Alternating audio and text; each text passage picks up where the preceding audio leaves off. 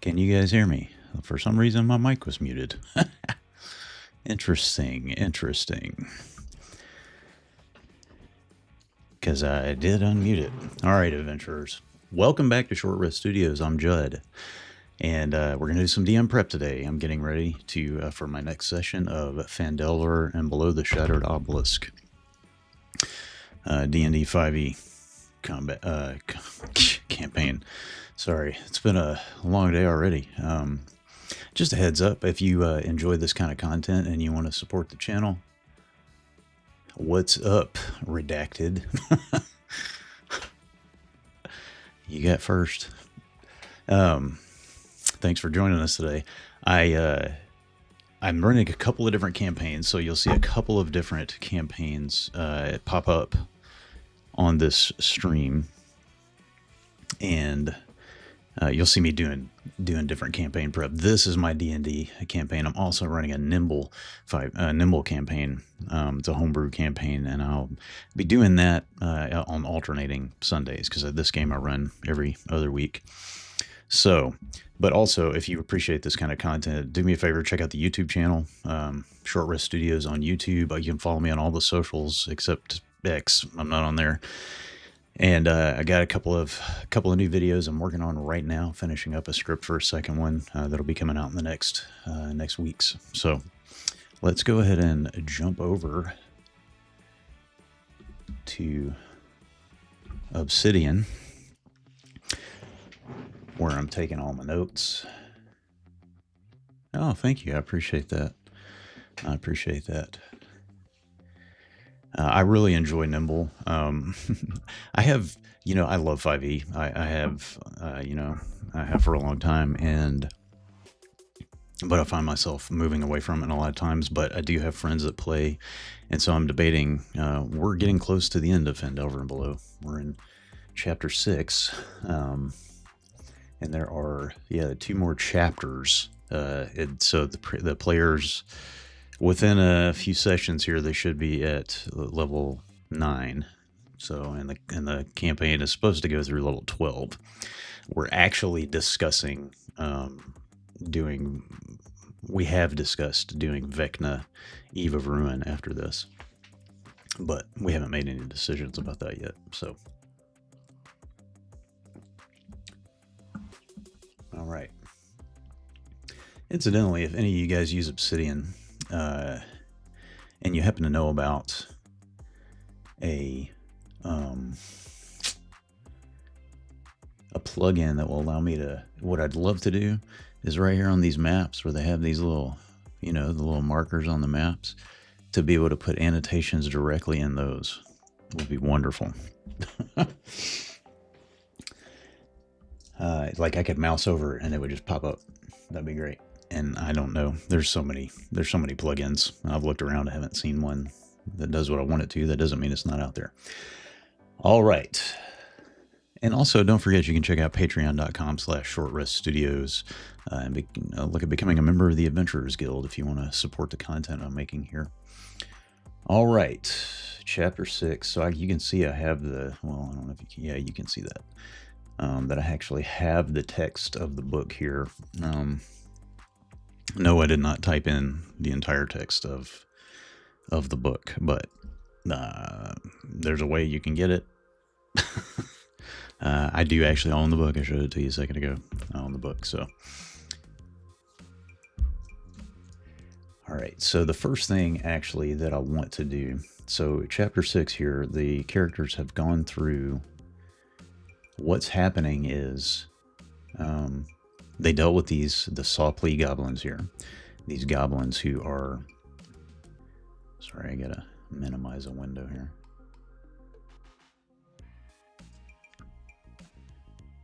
Who are,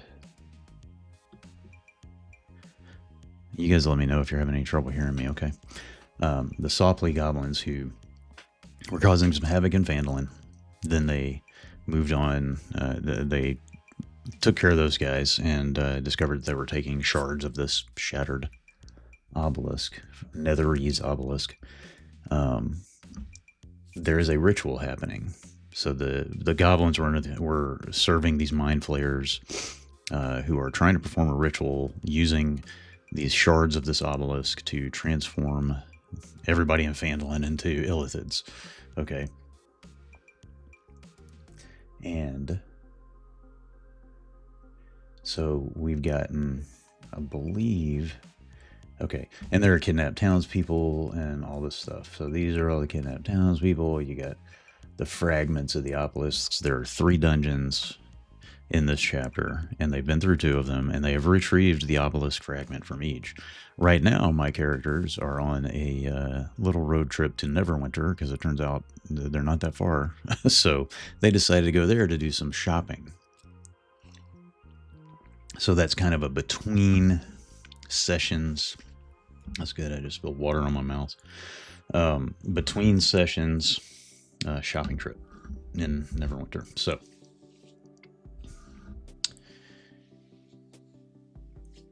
that's what's happening right now, and they're going to come back and go to Gibbet Crossing, which is the 3rd of these dungeons. And basically in Gibbet Crossing, there is a mind flayer who was, it's kind of one of those, he's one of those overly arrogant types, who thinks he's all that, but he's just really easy to manipulate because he's so arrogant. And so the mind flayers who are trying to do this thing sent him here to locate this basically to get the obelisk fragments. And so he's here, and even though he comparatively compared to other mind flayers is probably a loser, he's still a mind flayer. So, and we got a stat block for him and all kinds of fun stuff. So Gibbet Crossing features all this stuff. It's cool. It's kind of cool. Like the rooms are all dark, but the tunnels that connect them have an eternal, what's it called? What did it say? There's is it eternal flame? Is that what it's called? I feel like I'm having a stroke right now. Continual flame. Jeez.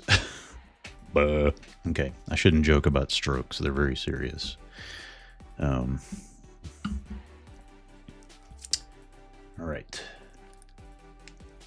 So I've already been through. I've read the content. So basically, what I want to do today is kind of just consolidate a list, sort of a roster of enemies. Okay, and that's the first thing I'm going to do. So I'm going to go through again each of these rooms and actually create a note that's got, I'm going to put it, I think I'm going to put it here. Actually, no, the first thing I'm going to do is grab my, I love to use, it doesn't always translate, especially when I'm doing a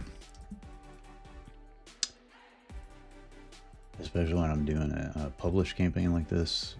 For me, I mean, but this is Sly Flourish's DM, lazy DM checklist, basically. So I'm using that to kind of make sure that I have everything in hand, right? That I'm going to need to be able to do to kind of improvise the session. The problem that I have with using this is the way that, you know, these things are designed. Like, this is a huge dungeon. I mean, it's not as big as the last one we were in, but Gibbet Crossing.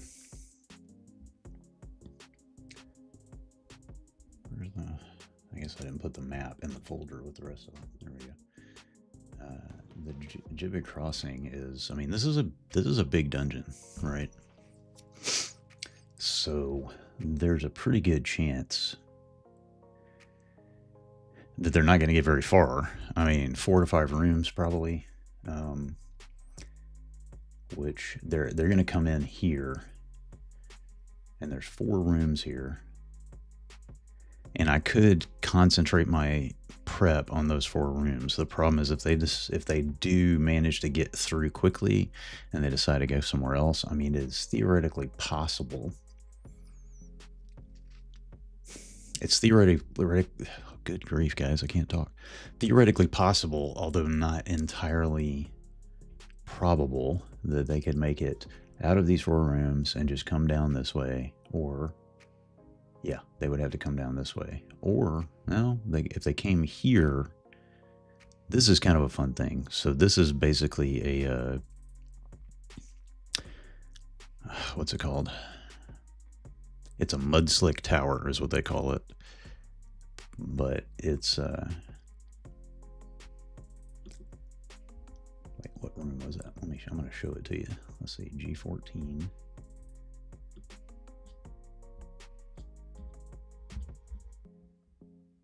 Okay.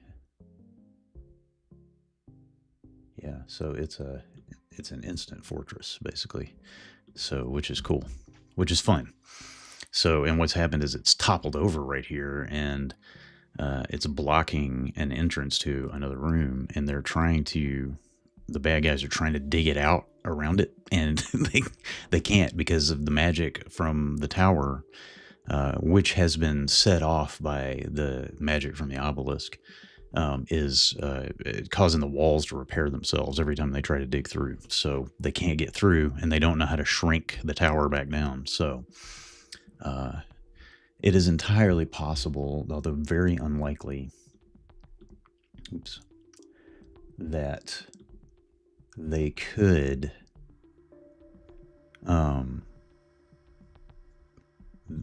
that the characters could get all the way to the Mind Flayer, who is in this room right here. Now the thing is, if they move that tower, if they do come over here, if they come this way, there's some creatures to deal with in here. They don't necessarily have to fight them. One of them knows how to shrink the tower. And then they would just be able to go right through here into, this is the place where the obelisk fragment is, and a bunch of other treasure. Like, this is going to be a real payday right here. It's a big payday. So what I'm trying to decide is, if I drop them in here, if I bring them in this way, it's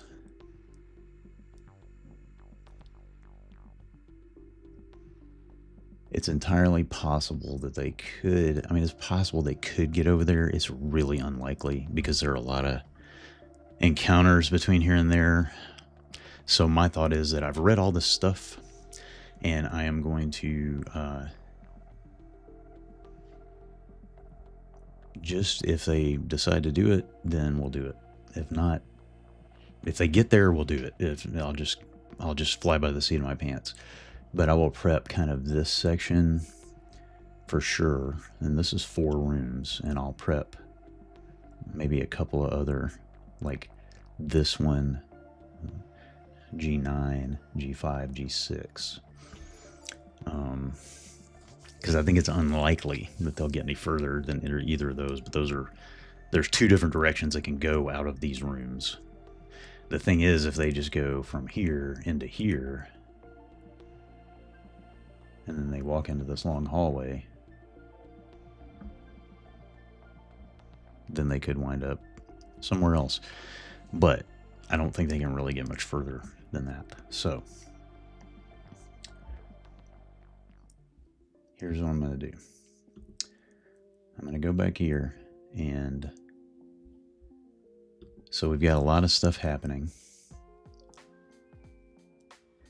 There are a couple of secrets, right, that that folks are going to come across. And what I want to do is, let's see.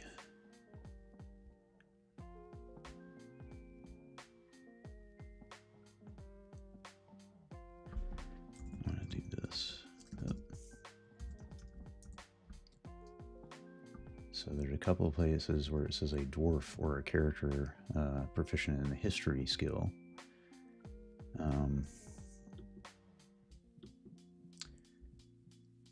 And these are just like small. Unless maybe it's just this one. I thought there was another one.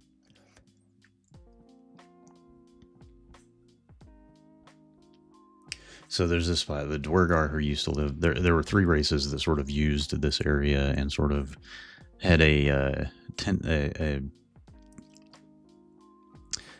had an agreement.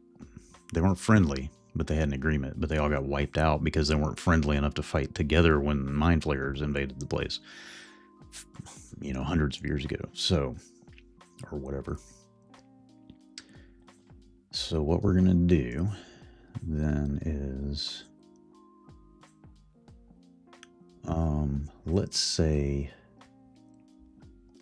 we're gonna go beyond that, and we're gonna say,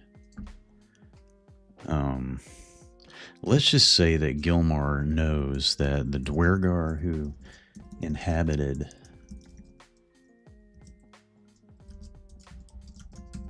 Gibbet Crossing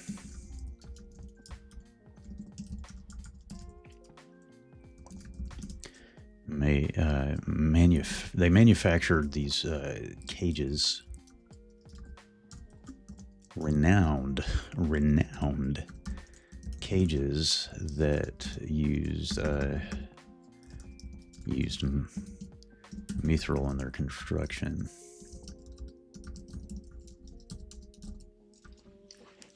Okay, and that's really just about giving him a little inside knowledge. Okay, that was weird. My phone just decided to connect to the camera decided to connect to OBS. Yormund will come back. Zavor. So Zavor is like a planeswalker.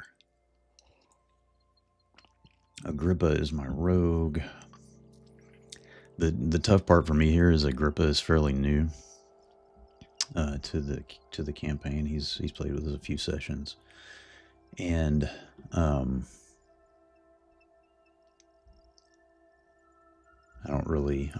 not as familiar with his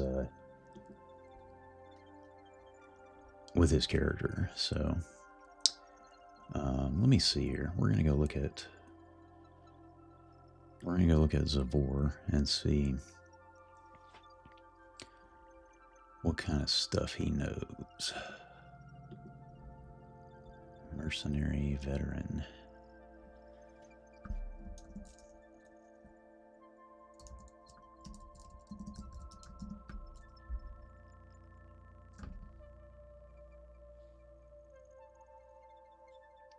So in case you're wondering, Gibbet Crossing, a gibbet is a cage. One of those, like remember in Willow, Mad Mardigan was in a gibbet.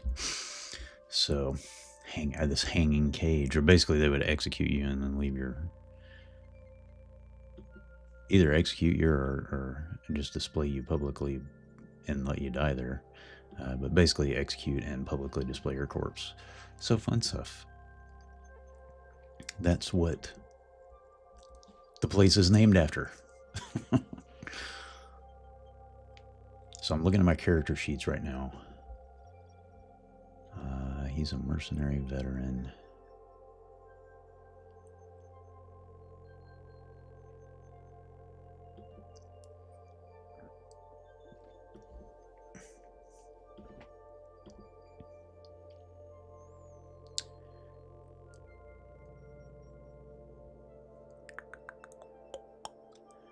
So I'm trying to think about, okay, so I don't know what he's going to know. I don't know what Yormund's going to know.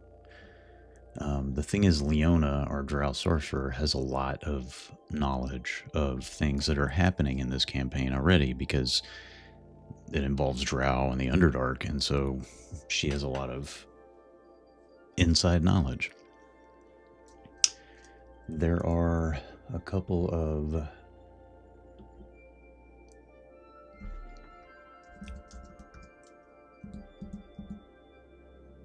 Drow families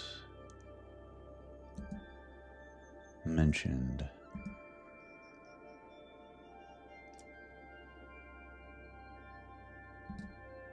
That I want to make sure that I remember.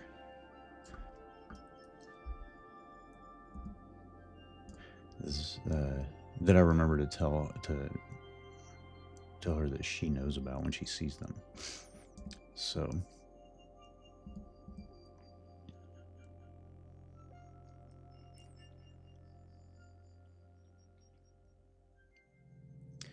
this is one of them. Character is proficient in the history skill, or who is a drow remembers that house as Fadiel was a drow trading house that was exterminated by mind flayers generations ago. And there's another one.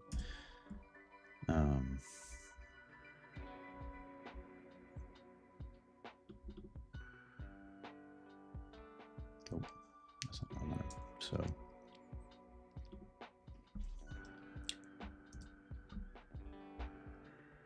I just want to put that in there, and I want to mark. So that's a G19. I just want to make sure that I mark that properly. Normally I don't get this granular with these kind of things, but it's just the size of this dungeon, man, is making me feel like I got to. I believe there's another one after this. There we go. Shrine. Here's another one, Triesteroth.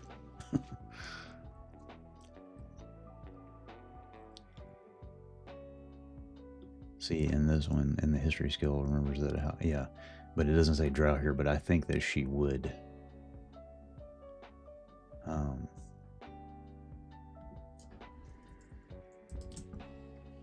I think that she would know that, and when she sees that name, she's going to know that they have treasure hidden here. And oh shoot, I forgot to. That's G21. Okay.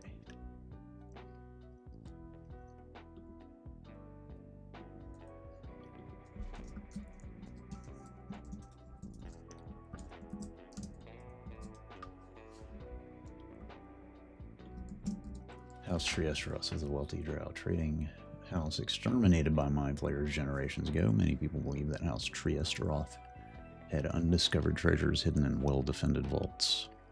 And this might be, these actually might be hints that I would try to drop earlier than when they get to this room. Maybe there's something. Maybe there's something I could do in the first room of the dungeon. And be like, oh, those guys were here?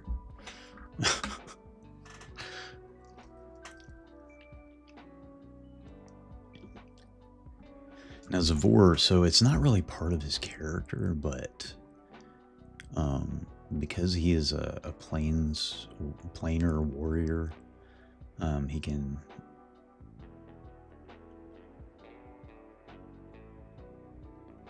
I give him, he's got all these planar powers, right? And he travels to the planes, and I've just sort of given him abilities like he can detect portals, and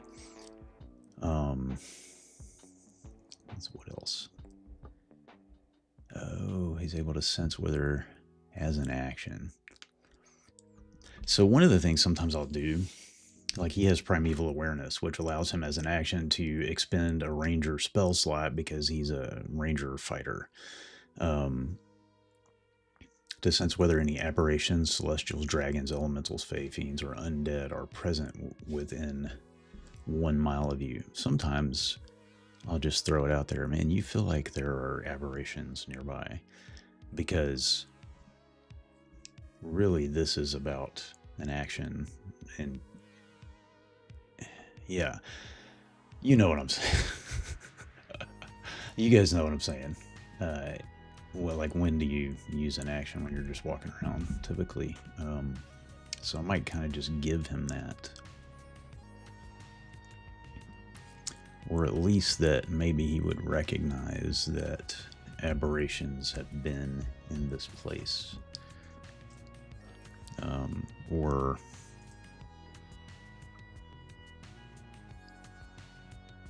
maybe the sense that aberrations are present in this place almost overwhelms him.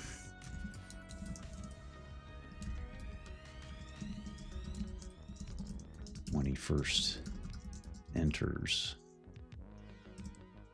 Gibbet Crossing. Just to kind of set the mood and create a little bit of suspense, a little bit of anticipation. Agrippa the Rogue. Now, my characters have heard the history of Gibbet Crossing a little bit, but I'm going to say that,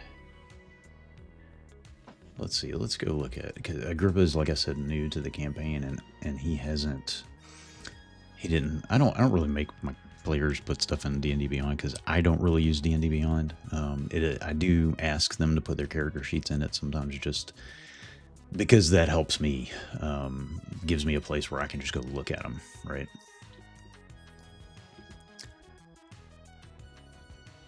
He is a rogue, half-elf rogue. What's up, Cosmic Purge? How you doing? Sorry if it took me a second to answer you. Thanks for joining us today. We're just looking at some giving our characters some secrets here in Phandelver and Below the Shattered Obelisk that are heading into Gibbet Crossing. Let's see. An urban bounty hunter. So he's got ear to the ground.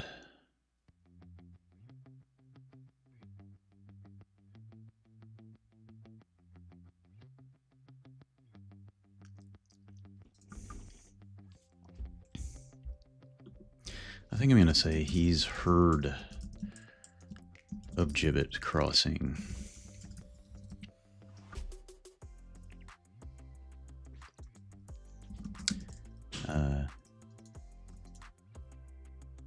And has heard that there's great treasure hidden here. And Yorman, the Dragonborn Paladin,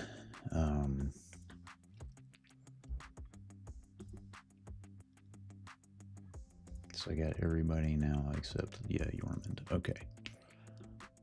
Let's see. I mean, she's real, she got a bunch of knowledge about stuff in the last one, so I won't feel too bad in the last dungeon. So I won't feel too bad if she doesn't get anything really here.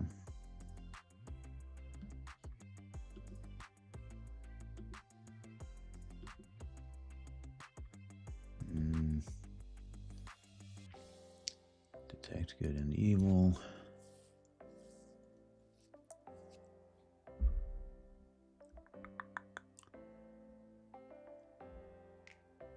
Oath of the Ancients.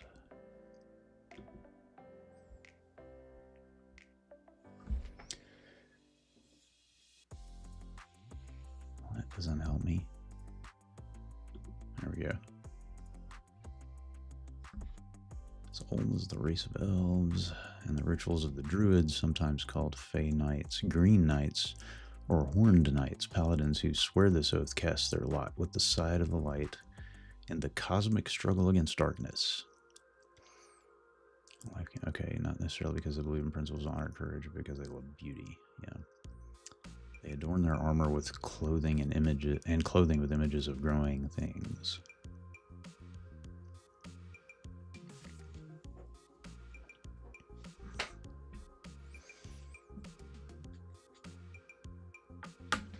So, like,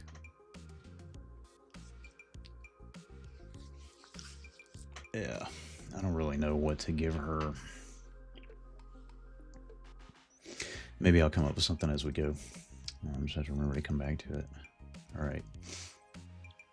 So let's look at the first thing that's going to happen here is that they're going to enter this first room because they're going to come in here from the surface.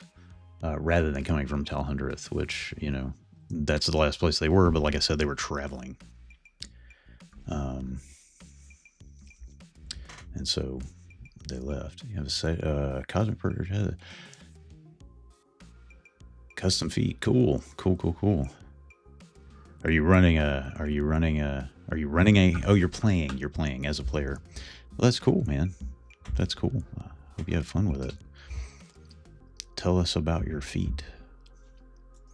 Your custom feet, not your actual, like, feet with toes. We don't want to know about that. All right, so the first room that they're going to enter is going to be G1. And so, which is convenient since it's the first room. A few lumps of old slag and tumbled stone.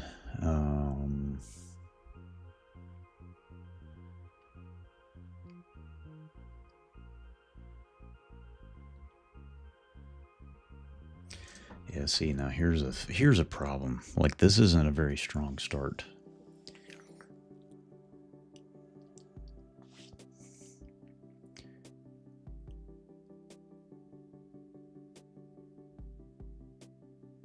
So G3.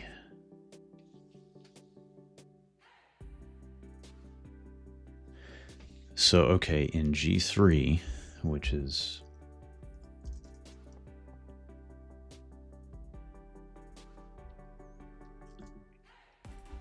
right here, which kind of leads out to the rest of the dungeon. There are some feral ashen whites, which are undead. They're undead Dwergar, basically. And there's a bunch of them in here. Like 6 of them, was that right? 4. They will attack trespassers.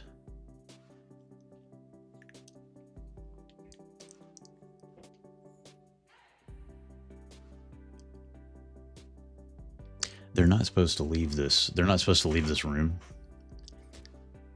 But I think it would be kind of creepy if the guys walk in and then one of these walks from in one door and out the other. Like if they came in from here and just walked through these double doors without ever looking at them. And that they'll only fight the guys if they come into the room, because that way at least something happens in this room. Or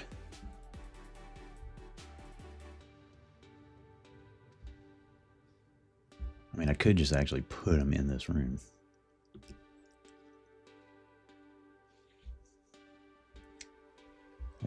Let's head back down here and see. So, let's see. He's saying dexterity modifier 0 or lower, you gain 1 additional daily use. Decide to use this feature after the initiative roll is made, but before the order is finalized. Reactions used this way do not recharge at the start of your first turn in the combat, even if you end up acting first.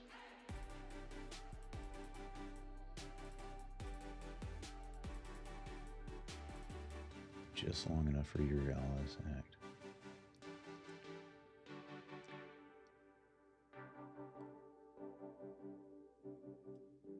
To the initiative of up to 1d4 characters, you can see.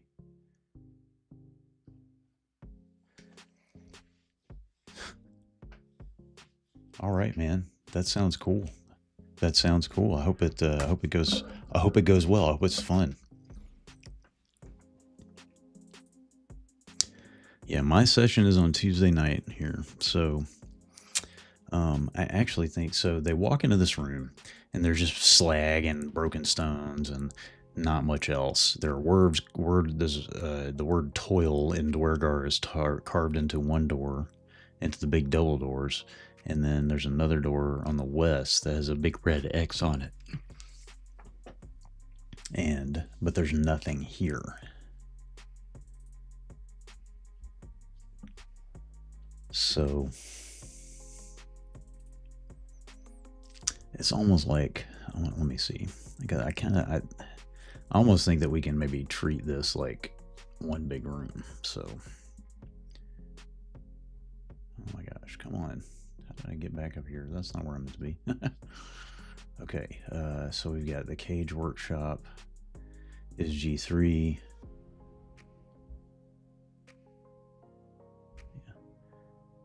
We got the surface entrance, the storeroom, nothing in there except rusted bars of iron. The cage workshop, where the feral ashen whites are. And if it's any indication, if the past is any indication of the future, it's going to take them a while to do this combat. So, and I feel like I'm probably going to have to drop more of those guys in there. Because they've dealt with them before, although not in that number. So the Feral Ashen White is a CR5.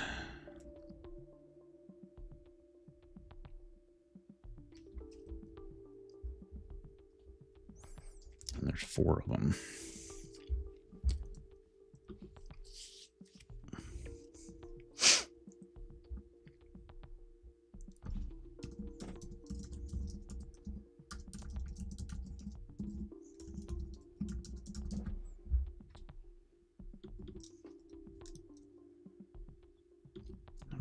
Characters, we got 5 level 8 characters and 4 1800. Let's use challenge rating. Let's change challenge rating. Okay.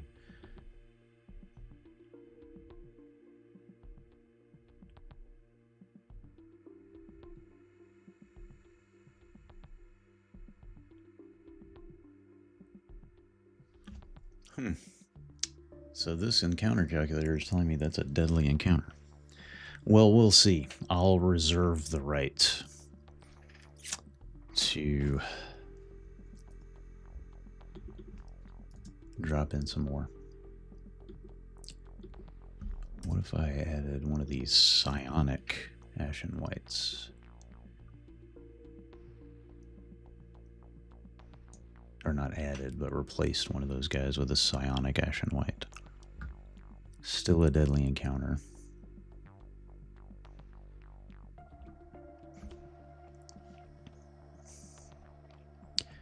It is a deadly encounter, so maybe that means it's going to be kind of tough. And so I'll just treat, I'm going to treat G1 through G4 like one room. So, but I just feel like there's got to be,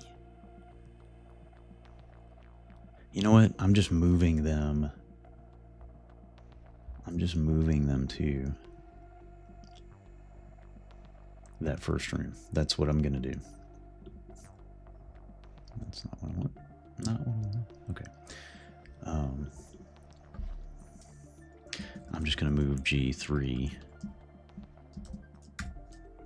monster, the Feral Ashen Whites in G3.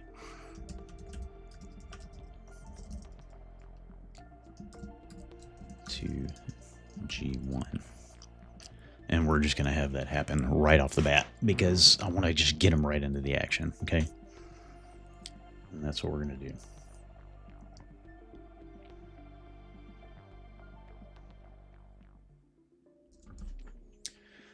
Okay, and some of the secrets, I'm doing these out of order, but like the secrets that are in here, like the command word for the Mudslick Tower, and all this is in the material, right? But I gotta have a quick reference. The Mudslick Tower is the Terran word for petrification. Terrification. I spelled that well.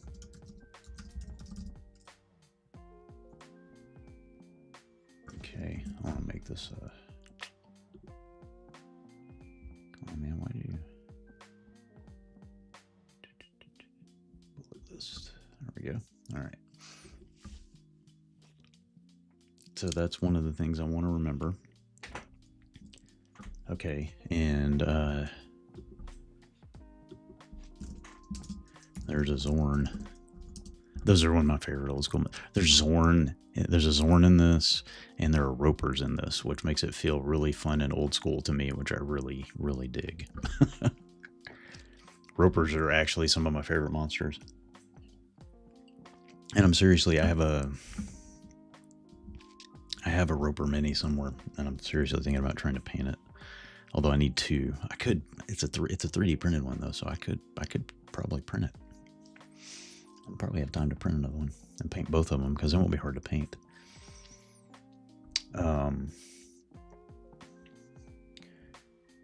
So let me see here.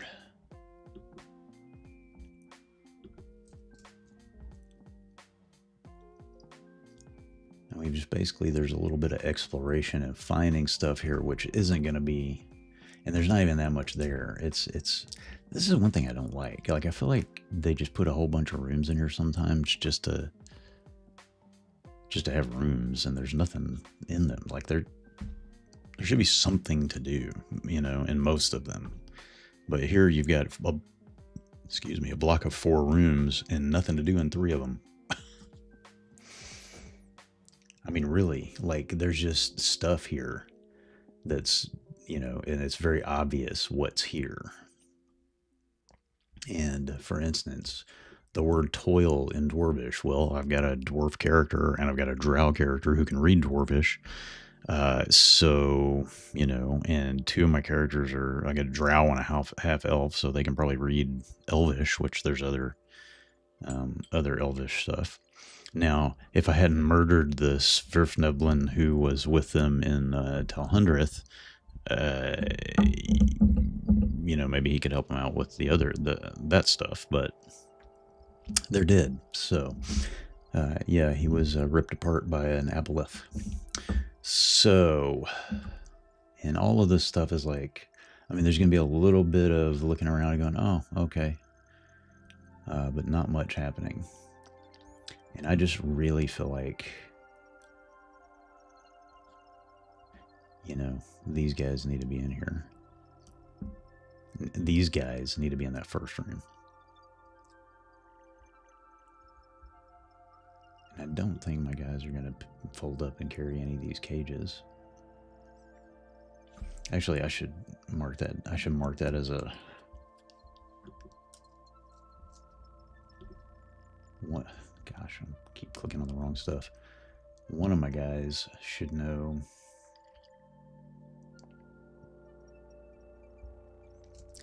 Portable... Folding portable cages. That's what I gotta remember.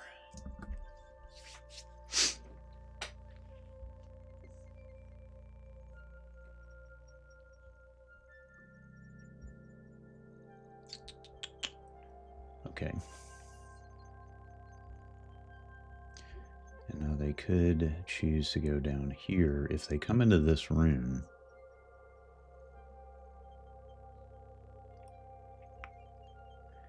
see, the thing is, if they come in here, I feel like they're going to go here. They're going to go to G8.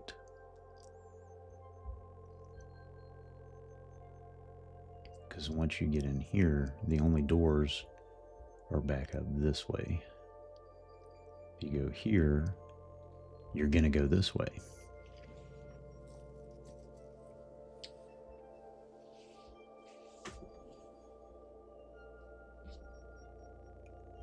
There's a storeroom and the cage workshop, and the cage workshop is where the Ashen Whites were supposed to be, but they're not anymore.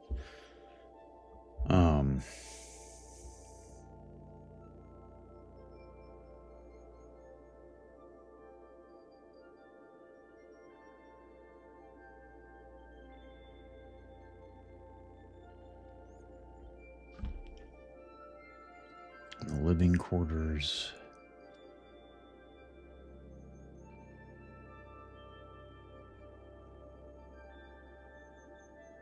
An illustrated book about ropers.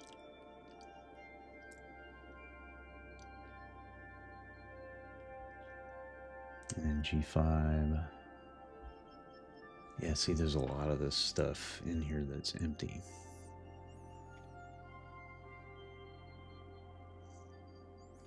And there's a chain devil.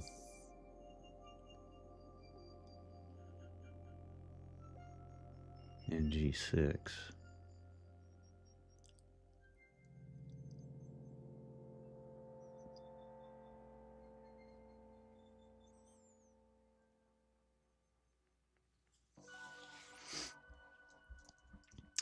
Okay, so there's a chain devil and a demon.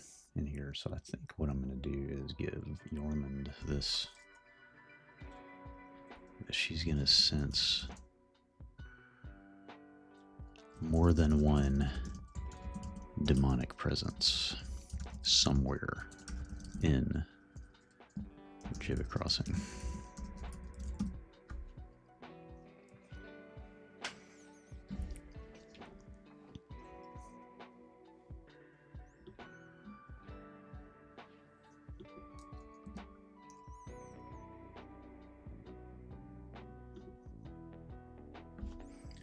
Okay, and the other secrets I've really got right here. So the Seekers and Clues part, like, it's not a mystery happening right now, but there are mysterious aspects to it, right? A lot of them get presented up here.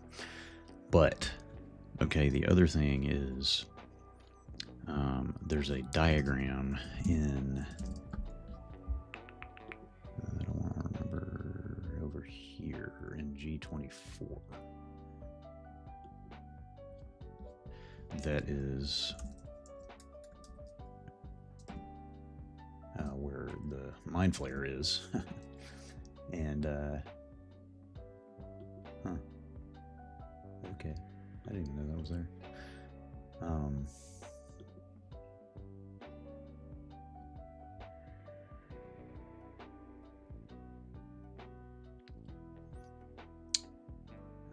And that...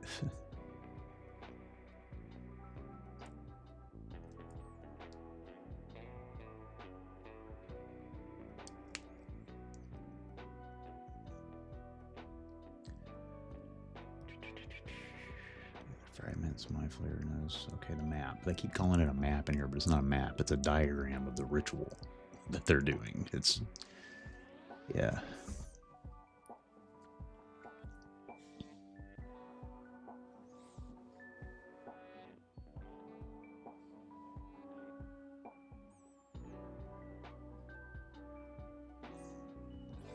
And I think the way they want me to describe it, it's like there's pictures of little humanoids, transforming. Like, I'm not sure what that would look like. It just feels like I'm telling them information that they need to know in a roundabout way. And so I'm just going to be like, this is a diagram, and it's not like it takes somebody intelligent to figure out what's going on, but somebody has to study it, look at it.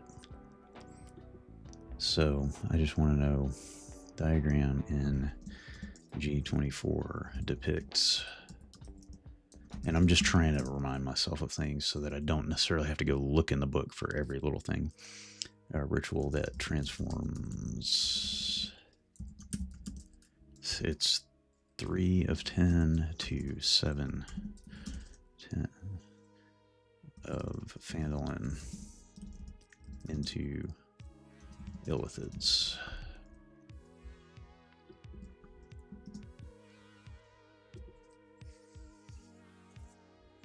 And that's kind of the two big secrets here. And of course I'll just go ahead and make a note of this, that the shard is in G25, is that right? Yes, is in G25.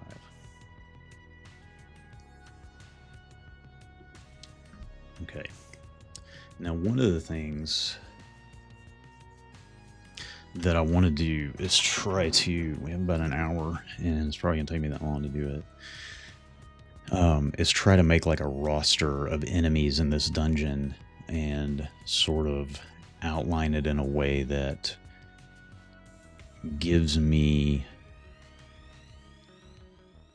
helps me to connect, like, because one of the things that I struggle with as a DM is when monsters are supposed to come in from another room, when they're supposed to hear, and come in, and like, I need something that's going to just give me a really quick, like, here they are, here's the connections, and so basically creating a roster of the monsters that are in this place.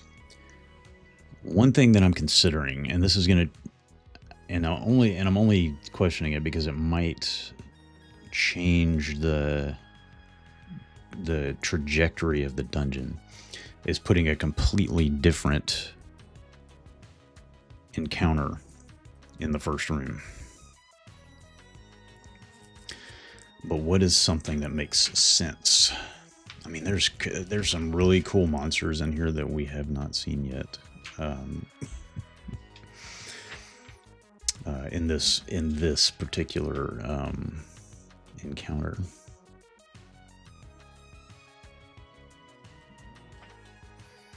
Or in this campaign book.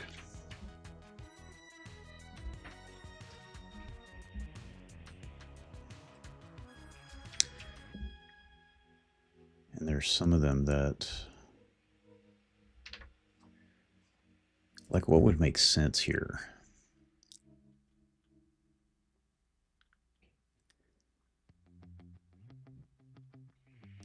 Oh. What would that do? Let's see. Let's remove this and do 10.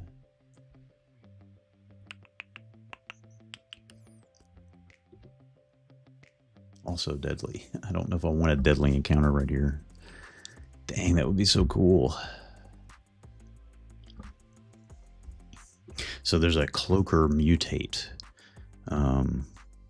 This one of the monsters in here. So one of the interesting things is, like, there's a lot of mutated creatures. Oh wait, no. There's only one of those guys. I only did one. That's a medium encounter.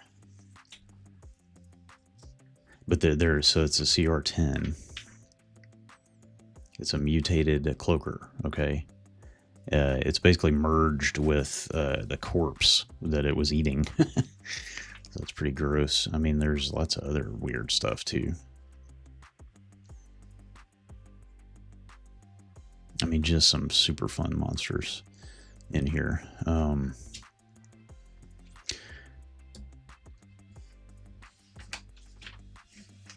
don't have a cloaker mini. I suppose I could try to come up with one before Tuesday.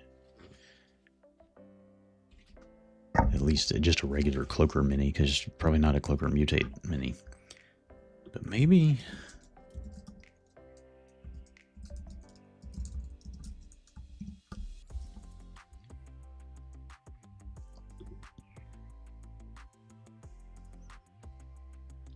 a cloaker is a CR8. I mean, I could just throw a regular cloaker at him as a little foreshadowing. You know what I mean? Because there's not...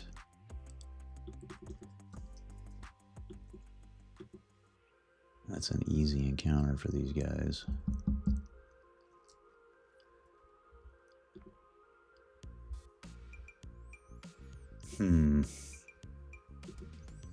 I want to throw something at him here. I don't want it to be too easy, but I don't want it to be... I don't want it to be hard either. Might be... let's see here. Let's go to...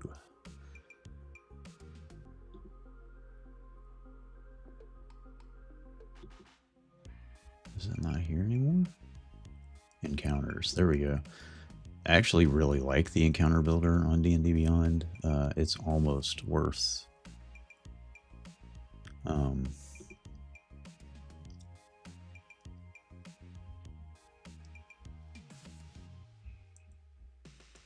it's almost worth the cost of the service to me. Let's see here. I want to edit this because I got a free account, so I've run out of space here.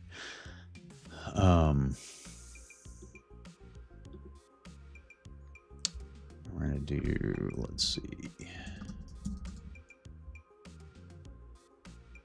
I'm gonna add a cloaker to that. What if I put 2 cloakers in? If I put 2 cloakers in here, that's deadly. So maybe don't want to do 2.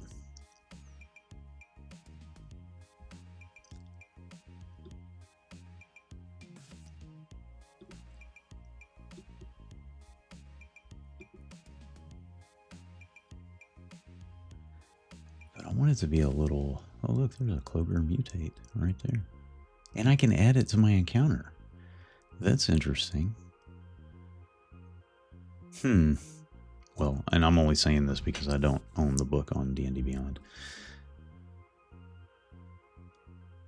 Yeah, well, I mean, even to me, even just a regular Cloaker at this point would be fun. Hey, how you doing today? Thanks for joining us. Even using a regular Cloaker today for this would be kind of fun. I just wanted to make it a little bit harder. Yeah, but yeah, I could...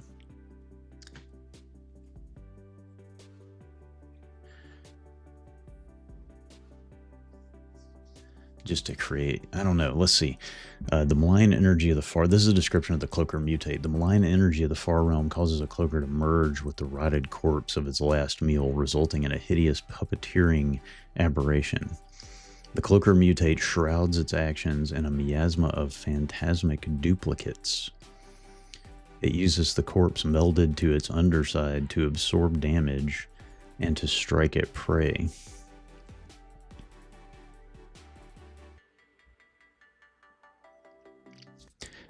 I'm actually kind of digging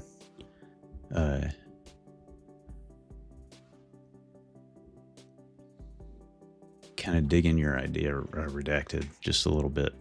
Like, if I say instead of a Cloaker dropping from the ceiling, what if the Cloaker is sitting on the floor eating a corpse? Or, even better. Okay, this is what's going to happen. They're going to walk into the first room, and then a corpse is going to fall from the ceiling and just splat on the ground like it's a half-eaten corpse.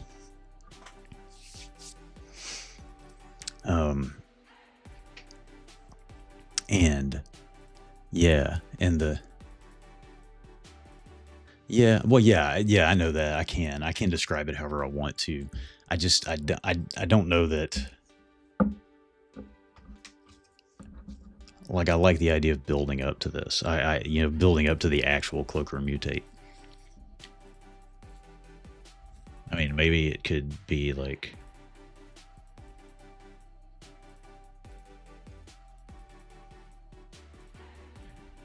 I'm kind of liking the idea of just foreshadowing it. So like either the corpse falls from the ceiling and then the thing comes down and grabs the corpse. I almost feel like it would be really disturbing to have it flying around with the corpse, attacking them still.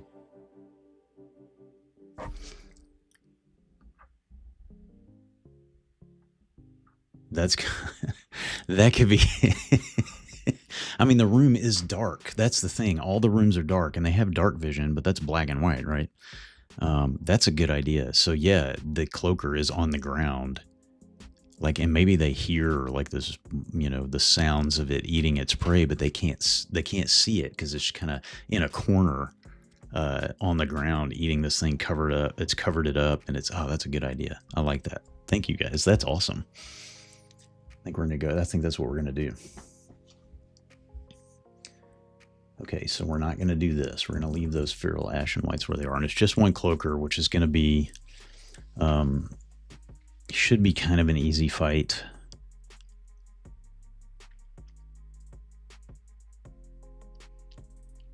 But then when the thing moves, when it comes up and it moves, the corpse is like attached to it. It's like started to meld to its body.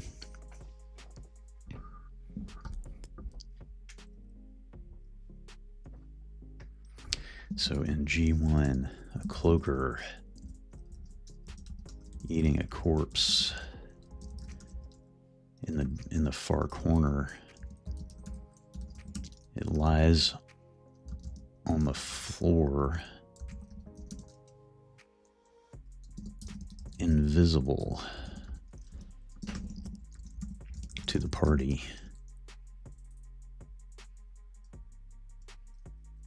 But they hear the sounds of it eating.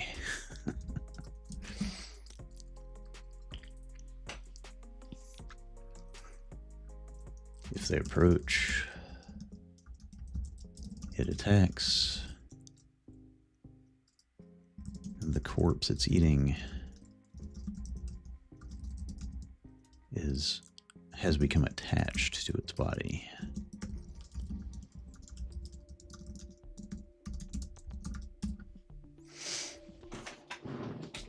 Okay, I don't really need the scene descriptions because that's kind of taken care of for me.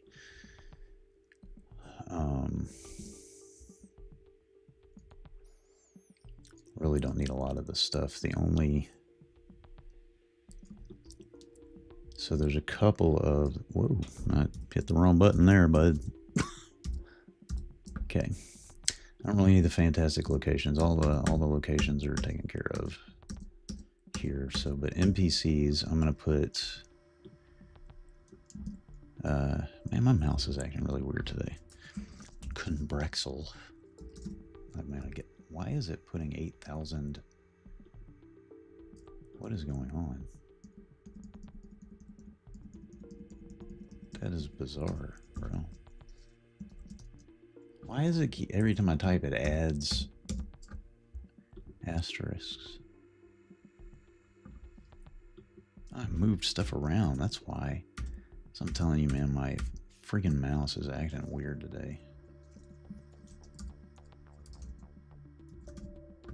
And now this is acting weird. It has like duplicated everything on here. So bizarre. Okay. And now the beginning of the word is gone. What's happening?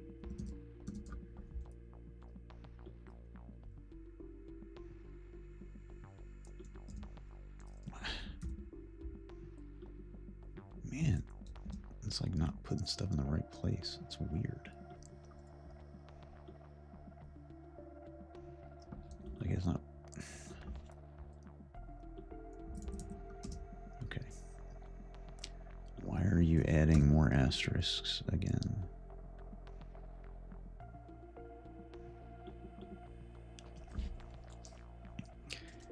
Arrogant. What is happening?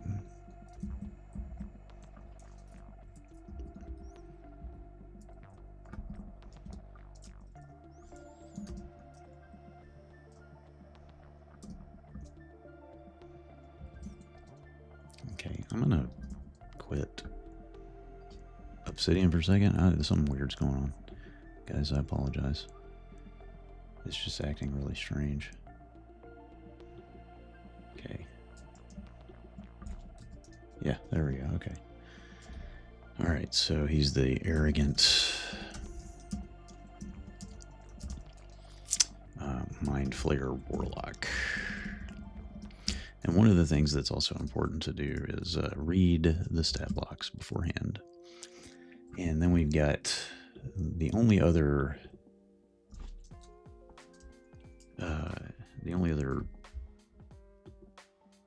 NPC really that we have is the Zorn, and I cannot remember his name.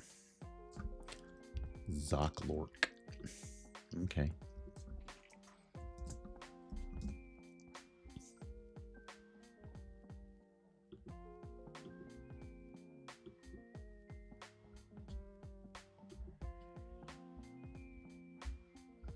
Zoklork the Zorn.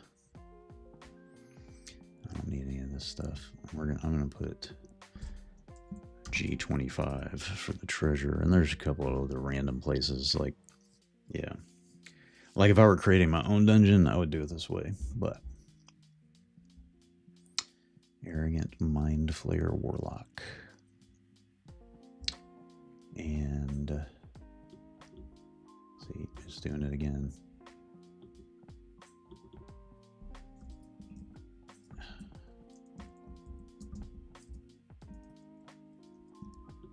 Zoklork.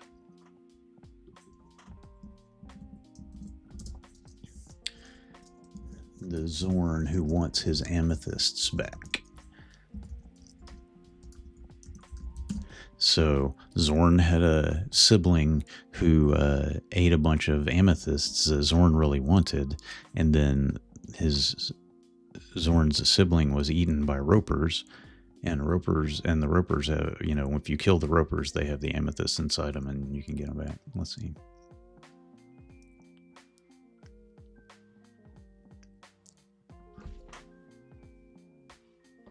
Oh gosh. Where's my mouse? There it is. Let's see. Yeah, collaborative DM prep. Yeah. Yeah, it's fun. Yeah, and I spend like, this is very different. Like if you, I'm debating whether or not I'm going to do this next week, because it's Easter, so got a lot of family stuff going on. But I may be, I may be available, and I may go ahead and do it because I'm working on a homebrew Nimble RPG campaign, and that's very different from what I'm doing here. Like this, I'm just kind of thinking through like how do I want to make it better, you know, and that kind of stuff. So yeah, so this Phandelver, this is so this starts out the first 4 chapters. I don't know if you're familiar with this adventure. The first 4 chapters of this is the Lost Mine, with a few small changes, and then it gets into this whole like mind flayer, underdark, Lovecraftian horror almost kind of adventure, and it's pretty fun.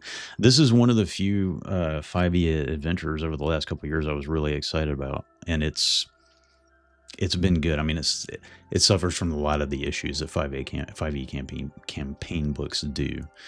I think it's overwritten. I feel that way a lot about this kind of stuff. Like give me a separate section with the lore and, you know, like consolidate the actual like dungeon key and stuff. And I don't know. I have a lot of thoughts about that, but it's a really fun adventure. I'm also still, I never got it, but I'm kind of still excited about Vecna Eve of Ruin. I've heard good and bad things about it, you know, but we may actually do it. But yeah, and Obsidian is, yeah, I haven't really done more than scratch the surface either, with Obsidian, but I have done a bit of, yeah, I haven't done that in here. Let's see. I did a video on my YouTube channel, Short Rest Studios, over on YouTube, where I actually showed you how I created and shared just a stat block format. It's probably not going to work for 5e stat blocks, because it's not quite as detailed, but I mean, I guess you could, you know, maybe use it as a starting point. I was going to kind of open it up and show you, open my Nimble Vault and show you what those look like.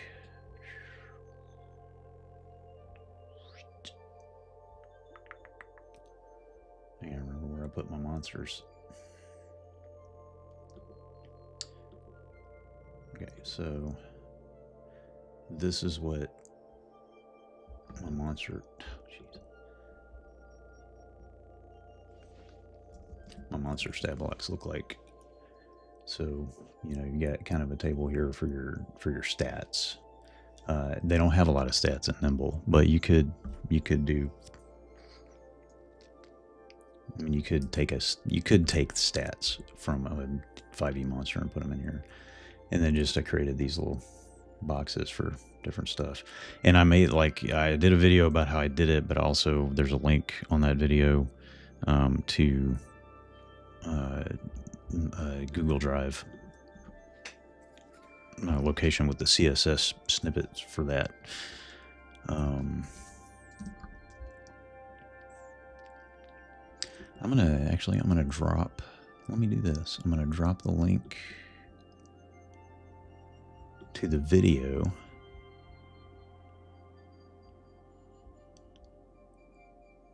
I'm gonna go ahead and drop this in the chat.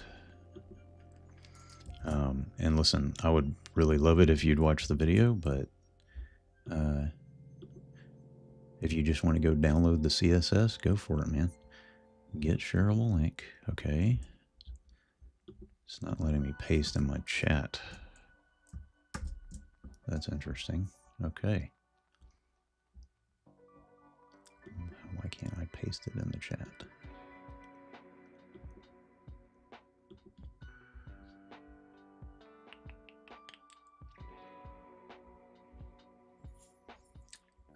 letting me paste it in the chat. Let's see. I may just have to...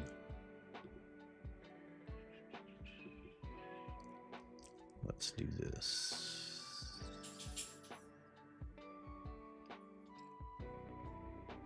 Oh my goodness, I can't find anything I'm looking for. Go away, notifications. I'm going to drop it here in the Twitch chat. It's letting me do it that way. And I'll slip over to YouTube.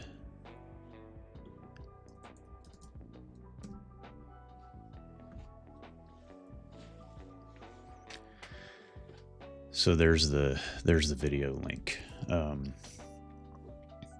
if you want it. And yeah, they do. Yes, Professor DM and Bob Worldbuilder both have some great tips for shortening 5e stats. And frankly, like, yeah, I mean, you know, if you just have the stats and quick descriptions of their abilities, that's for it's for the bigger monsters where it really, you know, gets into a thing, right? The monsters with more abilities. So, but yeah, feel free to, you know, like I said, I'd appreciate if you watch the video. You don't have to go steal the CSS if you want it.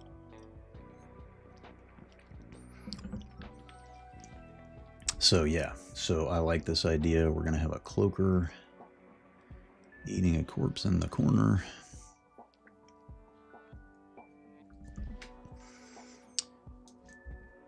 Yeah, but Obsidian is a great note-taking tool.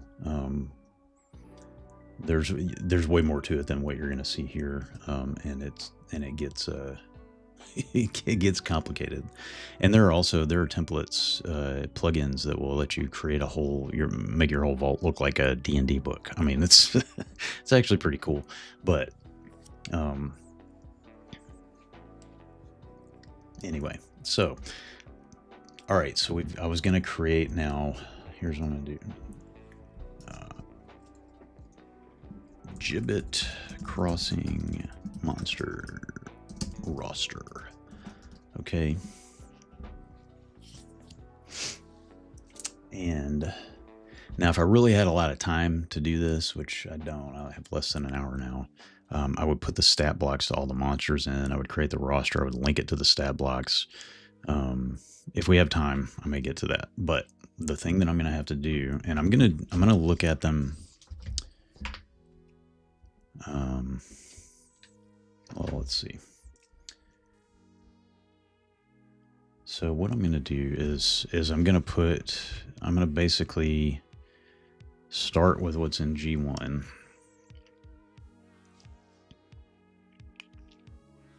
Okay, here's how I'm going to start it. I'm going to do a table.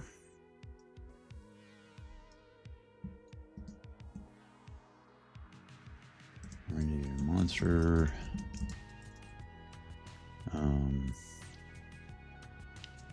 Location and connected locations, because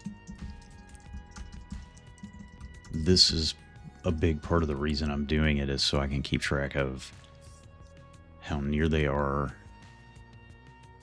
and, you know, what other things are going on. Okay.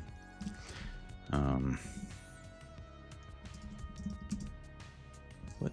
Why'd you take it away from me? Don't take it away from me. Okay. All right. So first one's going to be the cloaker. We're going to call it mutating. And his location is in G1. Okay. Connected locations to G1 are G2, G3, and G4. Okay. And, you know, there are a lot of directions like, oh, if creatures within this far, you know, here, you know, I'm going to stick to, for my own sanity for this, I'm going to stick to the rooms that are directly connected, rather than saying, oh, there's 3 rooms this way that are all within enough of a distance to, you know, for them to hear and come. And I'm not going to do that. Okay.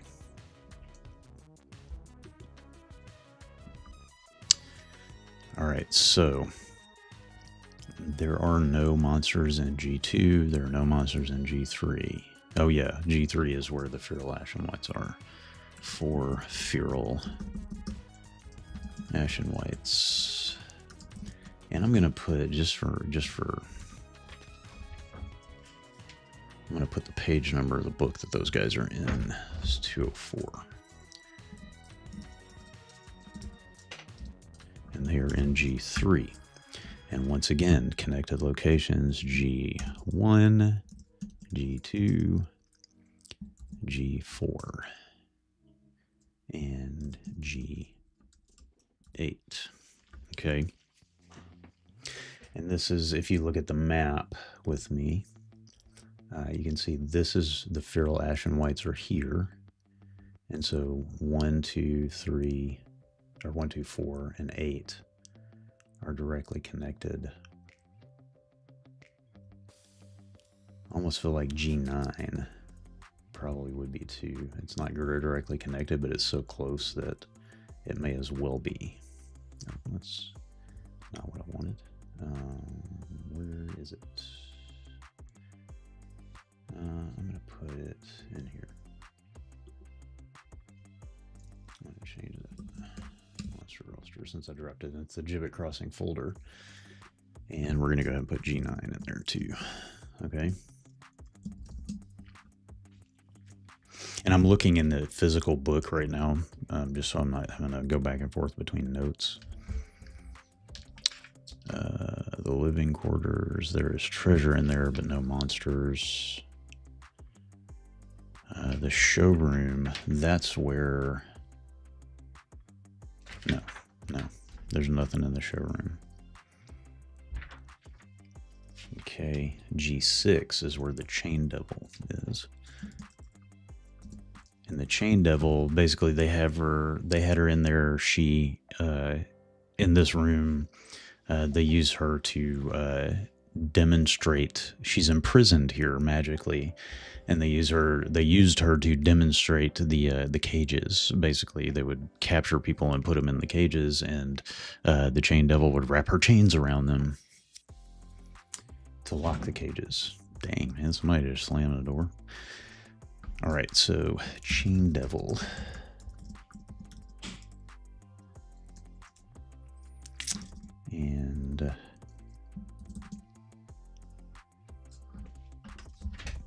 And I'm using my 2014.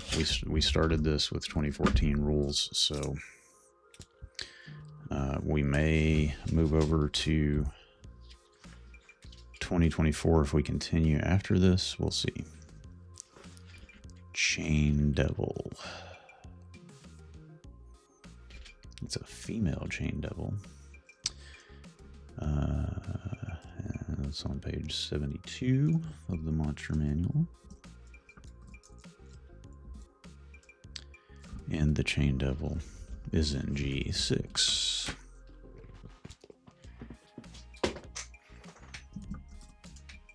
This may not take me as long as I was afraid it would. Yeah, I would ignore that talk about a new edition. They just came out with one, and it is a new edition, guys. I actually think that's why they came out and said, hey, no, we're calling it 5.5 now. Not because they're getting ready to create a new edition, but because it is a new edition, and they're just owning it. So, finally. Yeah, I think the idea of a new edition is... somebody's wishful thinking, in my opinion. So, you know, you can take that or leave it. All right, so she's in G6, and that makes, let's see, I will go back to the map. Oh, that's the wrong one. So she's in G6, which is down here. Okay, so G5 is really the only room that's connected to it. And I don't feel like G7 is going to be close enough, really, for anything to...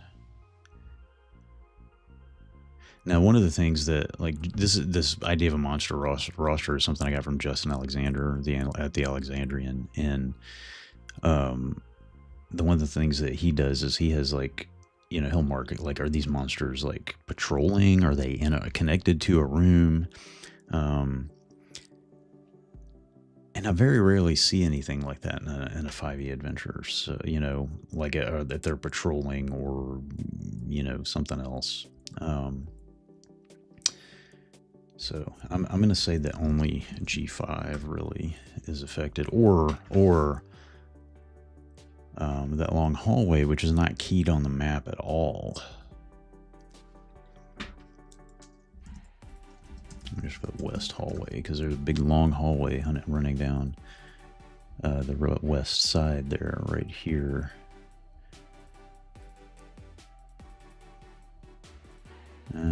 Yeah, we'll just say G5.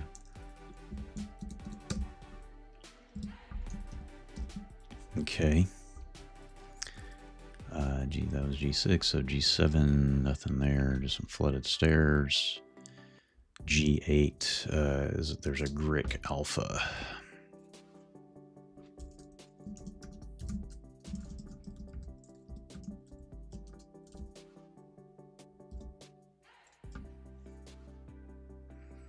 So that's the big cave here in the middle. This is a Grick Alpha that's living, it's coiled around a stalactite. So there's stalactites all through this room. And there's a Grick Alpha.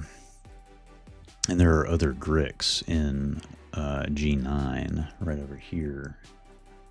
And this Grick the Grick Alpha will make noise once it's attacked, and if it's hurt, if it takes damage, it'll make noise. And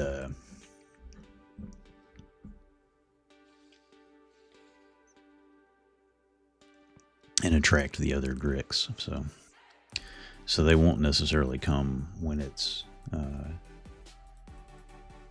just because you're fighting in that room, but the thing will make noise as soon as it's hurt. G9, and that may be the only real. I mean, 10, 7, 18. Yeah, 10, 7, 18, and 3. None of that's really going to make a difference.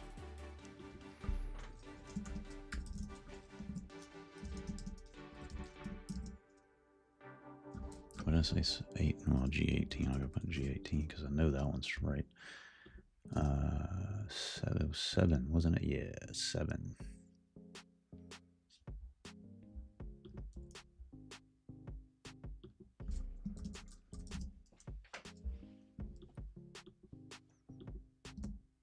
Oh, I just accidentally added a new column to my table. Yeah, you may not be able to tell. I've got it in dark mode, so like the table outline's really faint.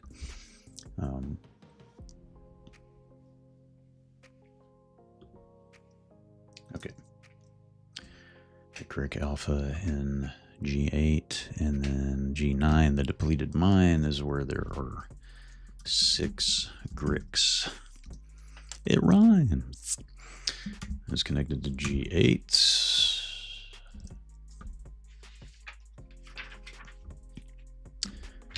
Yeah, I'll put the map up here. I'll do the map up here so you guys can see what I'm looking at. G8. So the 6 Gricks are here. So also the western hallway is connected directly to that. I'm gonna say G3 is close enough. And I don't think I put anything with G5. Yeah, there's nothing in G5, so... Oh, why is there a comma there? So we're going to say 8, 3, 5, and the western hallway.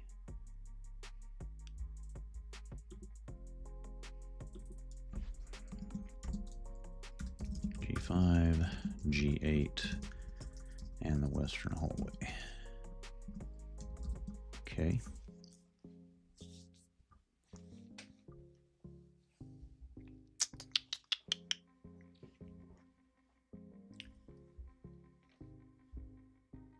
Right.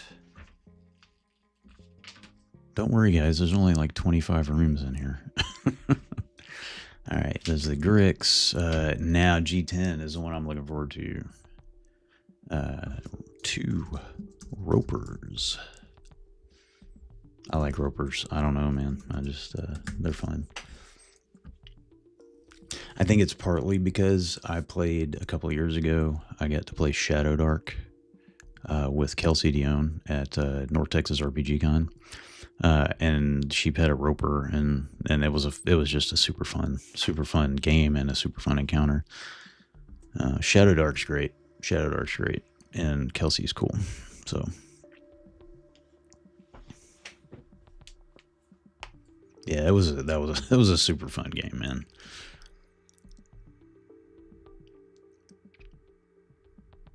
It's interesting at conventions like that, even sometimes in the community, people don't recognize the creators, don't know who they are. But I mean, like, I've seen her everywhere, so you know. So yeah, switched over to Shadow Dark from 5e. So I am playing Nimble. Part of the reason I'm playing Nimble is because I think it's a great game if you want super heroic epic fantasy, like what D&D is actually pretty good at, what 5e is pretty good at. Nimble has that, and it is super fun, and it's kind of over the top, and it's fast.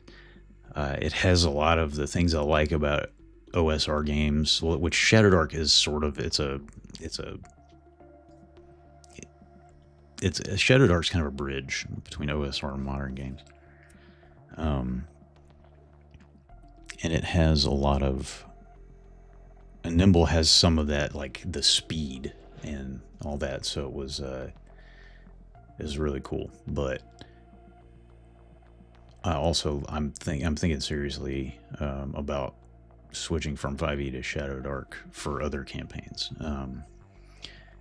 Because I used to really love DC. I do love DCC. I absolutely love DCC. I think it's a great game. It is hard to find stuff in that freaking book. It's not the best organized book in the world. And I feel like Shadow Dark offers a lot of what I love about DCC, because I do love the swinginess. Like, that's one of the big things about DCC that I really love. It's really, really swingy. And so is Shadow Dark. So,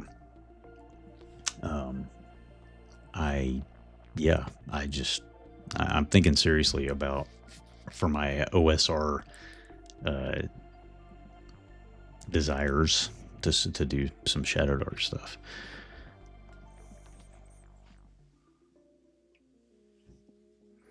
Yeah, the Shadow Dark package is really, I mean, one book, everything's there. It's great. It's really great. And it's a very well-made book, and it's a fun game. It's a really good game. And yeah, Nimble is a blast. I've done a couple of videos about Nimble, and I also did a live stream on YouTube. It's not, you won't find it here. You won't find any of my old live streams here, because, I'm not that big. I say here on Twitch. You're watching it on both platforms right now. I'm streaming to both platforms right now, YouTube and Twitch. So I do have a YouTube live stream where me and some other D&D YouTubers played Nimble with Evan Diaz, the designer. And full disclosure too, Evan, I would consider Evan a friend at this point. We're kind of on a first name basis, and we talk a lot, and so anyway, and they've given me free stuff. So yeah, but I backed the Monsters and More Kickstarter. I'm getting all the expansion stuff because I already have, and I know their edits, like it was going to have edits, updates to the core books, but I didn't do that because I got the whole big box set, so of the original core books, and so I backed the monsters and all the subclass, all the expansions is what I backed. So I'll be getting some cool, fun stuff. And monsters are super easy to run in Nimble. So easy. All right, ropers. Back to the ropers. You guys, I mean, look, it's not the only picture of a roper that you've ever seen, but if I can, the map. So this actually takes me off my map. It's got this really beautiful poster map in the back of the book, and it came out. I didn't tear it out. It just came out. I'm sorry. I'm having a lot of trouble. I wanted to show you the picture. It was a lot easier to show the book closed. There we go. Nice little, I like ropers. They're fun. Yeah, I'm ticked that I would never take this map out of the book. Like, you know, I use it now that it fell out, but it just, yeah, I didn't tear it out. It just came loose from the perforations and came out. So, and I got the alternate cover and everything, because I don't know if you've seen this, but it's just the details that are in this alternate cover are cool, and it's got this shiny green thing. It really leans into the Lovecraftian vibe. Did a video about this book too before it came out, so that was a couple years ago.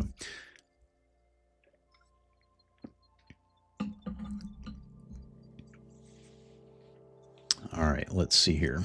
I don't want to show you too many pages because, you know, Jordan with the PH got dinged pretty bad by Wizards for doing that. Although they apologized. They did apologize, but, you know. All right. We got 2 ropers in G10. And G10 is, let's see, G10 is where? Up here. It's up here. Okay. So G11, which is the passage from Talhundreth, which I believe is blocked, if I'm not mistaken.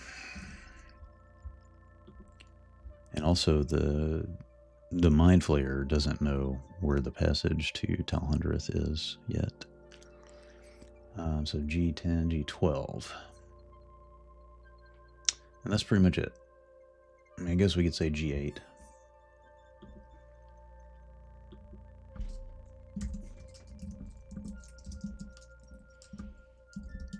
And this really, like, I know this is probably boring to look at. I'm glad you guys are still here.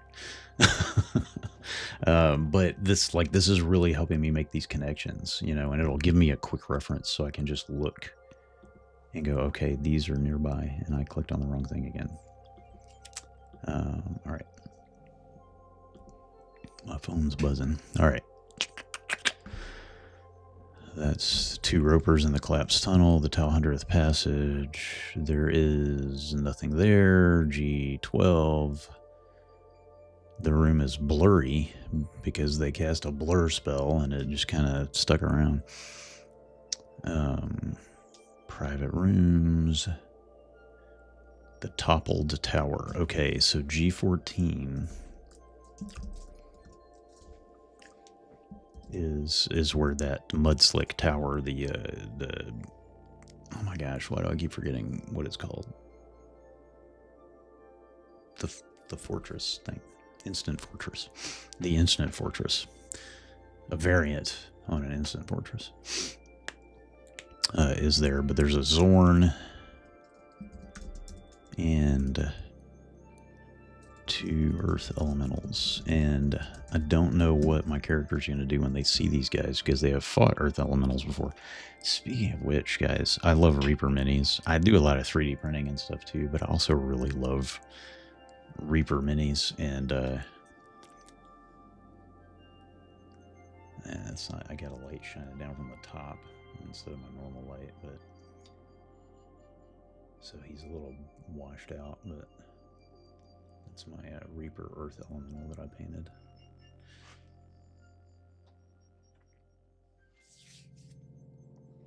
All right, Earth Elementals, the Earth Zorn and 2 Earth Elementals, and that is NG14,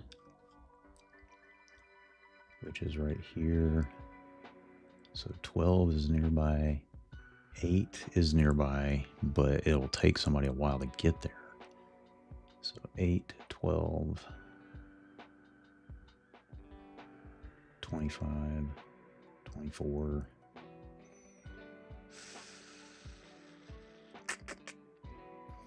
Yeah, 24, unfortunately, is where the Mind Flayer is. So 8, 12, and 24.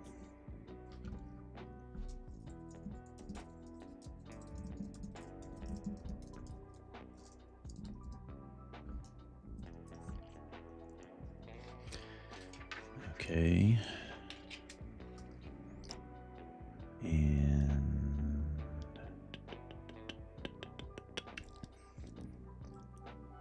G16. There's a secret door in there, but hope none of my players are watching. They're probably not. Nothing here in 17. These are all these flooded rooms, right? And then, okay, G19 and G20. There is a demon.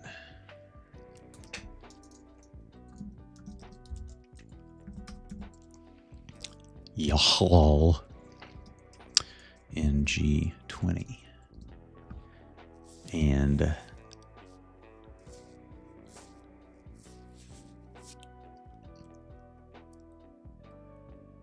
he's not necessarily interested in fighting either. So that's interesting.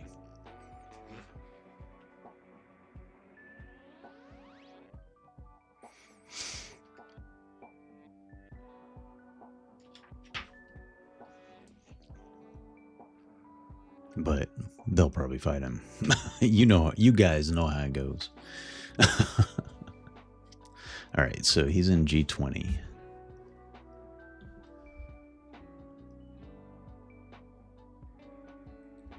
Which is all the way down here. So 19, 16, 19, and we'll say 18, because that's all kind of part of this passage right here. Yeah, right. For real. And we ain't even really got it. It's going to get worse as it goes on. Because after this, we really do start to get into the Underdark.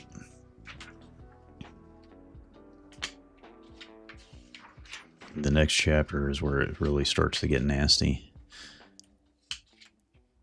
Oh, yeah, there's some... Ooh. A Grell. A Psychic. A Grell Psychic. And there's the Cloaker Mutate in the next chapter. Because basically what's going on is that the Mind Flayers have an outpost under Phandelver. Oh, we got some Slod down there. And varieties. There are actually some interesting varieties of Mind Flayers in this adventure. What else we got? I don't know what that is. There's an infected elder brain. Like, that's pretty cool. There's all kinds of cool stuff in here.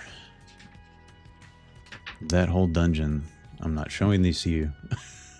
Looks like it's made of brain matter. Okay. Yeah, next chapter is when it's going to start to get really, really interesting. So, I thought about, oh gosh.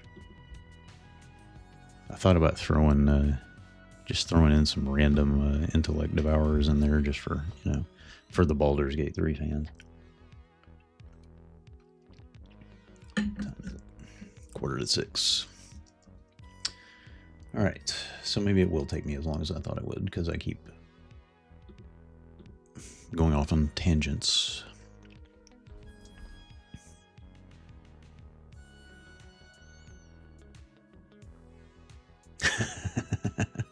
No, the Mind Flayers did this all on their own. No.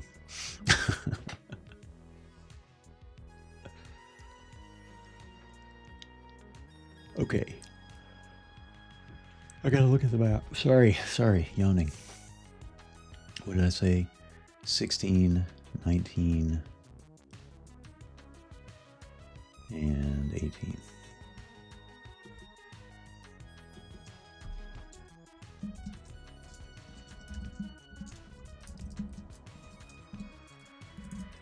Okay.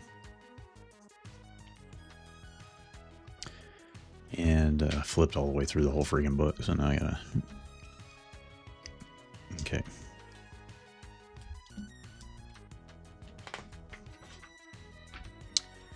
And the receiving room. 5 Grimlocks. And these are the henchmen.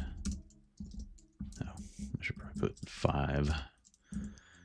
These are the henchmen of the Mind Flayer who's decided to set up his lair here. Oh yeah, 5 Grimlocks and 2 Basilisks. That's going to be fun. Okay.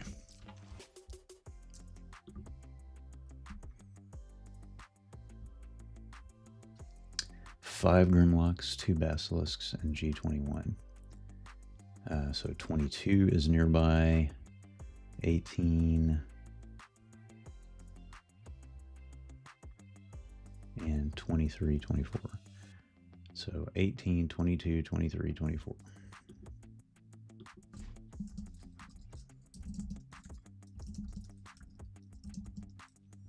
Well, that was easy. And of course, as I'm running this, I will make judgment calls on, you know, is this really, are they making enough noise to, you know, attract anybody from this place? You know, what's going on? I'll make judgment calls like that as I go. But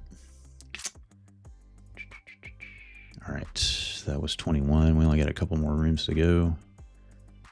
Nothing in there. The Killing Hall, G23.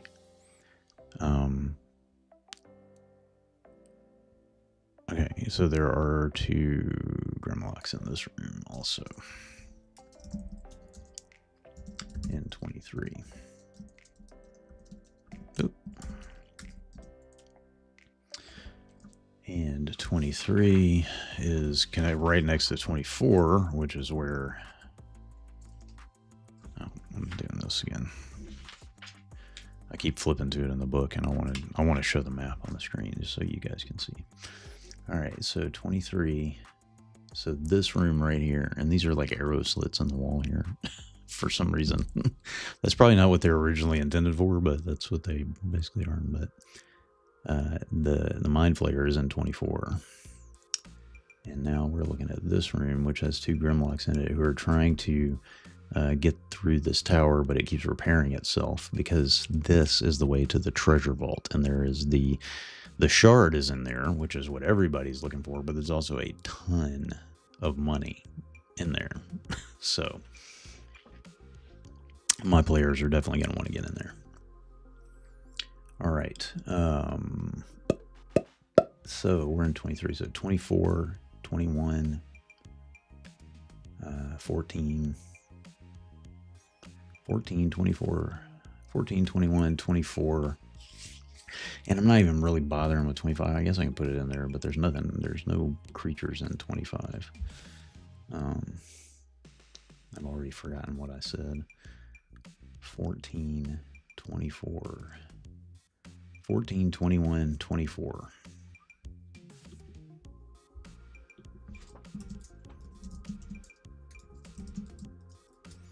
And I go ahead and put 25 in there just cuz. All right. And in 24, we have the Mind Flayer.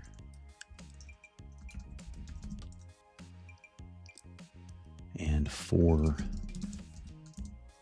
Grimlocks. I think that's it.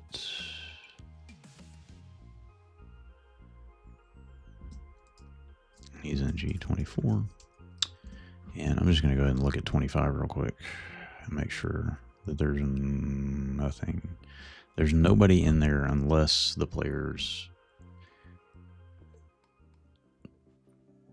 take the fortress and then don't go directly to the vault. Because if they manage to get the fortress out when they're in 14 and they don't go directly to the vault, then those Grimlocks who are trying to get rid of the tower will go directly to the vault. and get the shard, and then they'll have to go fight Gunbraxel for it. So, you know.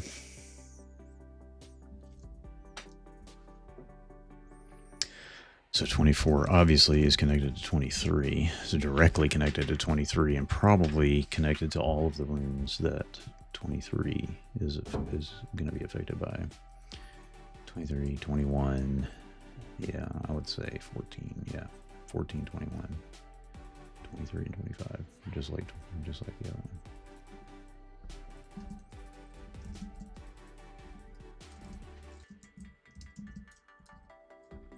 Although I will say that if they take the tower and give the Grimlocks the opportunity to get into the vault ahead of them, I don't know. Maybe not. Maybe, yeah, I'll probably just let them take it to the Mind Flayer. Okay, and then 25 doesn't have anything in it, so it doesn't have any monsters in it. So if they make it through this, it kind of solves all the problems in the area, except for they're still missing people, and nobody knew that these Mind Flayers were trying to do this ritual. So, hey, I got a question for you guys. Thank you so much for hanging out with me. We're probably going to go ahead and this is pretty much what I intended to do tonight. So, probably going to shut things down. I do recommend this adventure if you're running 5e or if you're running Nimble, which the cool thing about Nimble is it's one of the cool things about Nimble, a lot of cool things about Nimble is it's very easy to convert D&D material to Nimble. So, in fact, in the back of the Nimble core book, there's a little thing that tells you exactly how to do it. It's like a couple pages, you know? So, but hey, thank you for hanging out with me. And here's my question to you. I do a Sunday afternoon, 4 to 6 Central, because I'm in Central Time. I do my GM prep every Sunday. Wednesdays, I've been playing Baldur's Gate 3 because it's on stream. Because it's D&D adjacent, right? Tabletop role-playing game adjacent. I do have a friend, somebody I know from work, who actually told me, yeah, I got on and saw you were playing a video game. I saw you were streaming, so I got on. You were playing a video game, so I bailed. And I was like, okay, yeah, which I get that. But my question for you guys is on Wednesdays, like, I don't know if you even are watching streams on Wednesdays or what. I used to do, I called it craft and chat. I would do paint minis and work on terrain, that kind of stuff. And I got a ton of that stuff to work on. I sort of stopped doing it because it wasn't getting tons of views. My times are different now too. But I have, and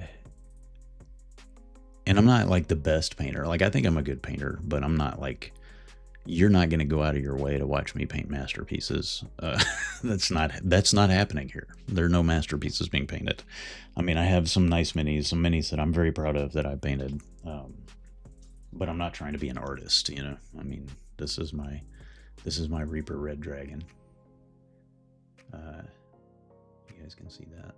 I'm pretty proud of that guy. I got a bunch of other ones that I think came out really nice. I got a ton of terrain and stuff to work on. I love doing that kind of stuff. That's part of the reason one of the things I love about tabletop role-playing games. Wednesdays, I would love to know if you would rather see me play Baldur's Gate 3 and just hang out, or, because that's kind of what that is. It's really just a hangout. Or work on minis and crafts, tabletop crafts. I would love to know what you think. I appreciate that, man. I feel like anybody who's willing to take the time to paint minis, it's good. You know, throw them on the table. It's fine. So, yeah. So my philosophy about it is just do it. You know, I was afraid, like not afraid, but I thought I'm never going to have the patience to do that. And so I really didn't do it for a long time. And then I was like, you know what? I'm just going to do it. And yeah, I love it. I love it. And I couldn't show these because I actually had you guys. I don't know if any of you guys have really connected with me before. I don't recognize your usernames, but for a couple of years I was out of work, and I had some random retail jobs as I was kind of looking for a permanent job, and I got a job in January. I got a full-time job in January. It's great. I love it. One of the jobs I had was working as an on-call store operator at the Warhammer store. And I've not really been into Warhammer, but I love their minis, and I did that for a little while, and so I couldn't talk about, like, there's some Space Marines, and I've got another set actually that I'm still putting together.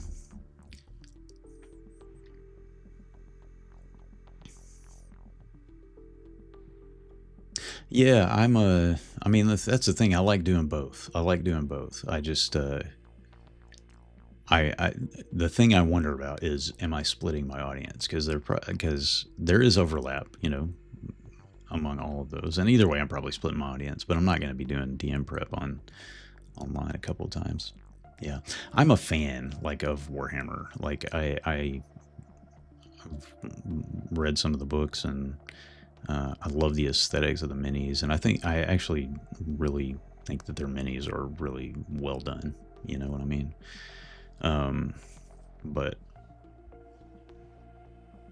But I never really played the game because it's like, yeah, one more expensive hobby. I mean, like, I'm a musician, so I play guitar, so that's expensive. I play look at all these RPG books behind me. Yeah. So one more expensive hobby. All right. Well, hey, I appreciate that input. So Wednesdays, 7 p.m. Central, I'm going to be here playing Baldur's Gate, and I'm also I kind of just take it by, I'm going to do a stream. Maybe I'll do something different, but I am, playing Baldur's Gate or painting minis or whatever I'm going to be doing. And on Sundays, I'll be right here doing GM prep. And next Sunday, I'm really excited about this. You guys should check out Scribe Quill, Scribe with a Y, scribequill.com. Now, I'm going to say this. It's one of those note-taking services for GMs. Yes, it uses AI technology. It does not use generative AI. All the art is real art on their website. The music that they use, they create recaps. The music that they use is real. It's 2 L's, and SCRYBE, Quill. Here, why don't I just put it in the... And they are a sponsor, by the way. I mean, I'll be upfront about that. They are not specifically sponsoring this video.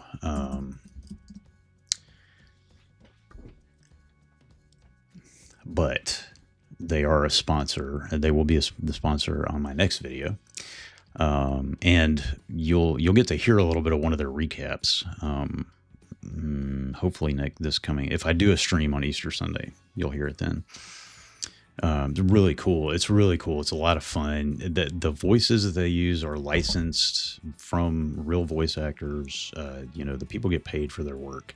There's no generative art, AI art. They pay real artists for art and music that they use. And so I feel like and they don't share there are actually a lot of services like this. But they don't share your data. Like, you record your session, you upload it. They don't keep that, and they don't use it for anything. They don't use your data to train AI models or anything like that. So I feel like, as someone who is opposed to generative AI, that they're using the technology responsibly, and it is a really cool and fun product. And for somebody like me who always forgets to, like, do the notes and do a recap, it's a lifesaver. And you should check it out. It creates a cool, like, wiki that's got all your notes and stuff, and all kinds of it like breaks out locations and characters, and all of that just from you uploading your audio of your session, and it can tell what you're saying. I had to correct a couple of spelling things with it, and that kind of thing. But it was cool, because it was made up names that I made up. It wasn't even like D&D names. It was just made up names that I made up. So that I had to correct, and it's really great. And it's like $20 gets you like 5 sessions worth. So it's not bad. The price is not bad, and it's there have been really cool people to work with too. So, like I said, I don't really like to support AI products, but this one I feel like it uses the technology ethically, and it's a cool product. So, and it can help you have a little more fun and save some time at your table. I don't know what is happening out there. Anyway, it is 6 p.m. We made it all the way to 6 p.m. So thank you for hanging out with me. Don't forget to check out Short Roast Studios on my long form videos on YouTube. Invalid. What? Got some weird things going on there with my chat bots. Hey, yeah, thank you for joining me. I really enjoyed hanging out with you guys. I will be right back here every Sunday, possibly not next Sunday because it's Easter, but I will be right back here every Sunday afternoon. Thank you for hanging with me. Thanks for the input on the cloaker. I appreciate that, guys. And have a great evening. And I will see you Wednesday, 7 p.m. Central, or Sundays at 4 p.m. Central. Take care. I'll see you soon.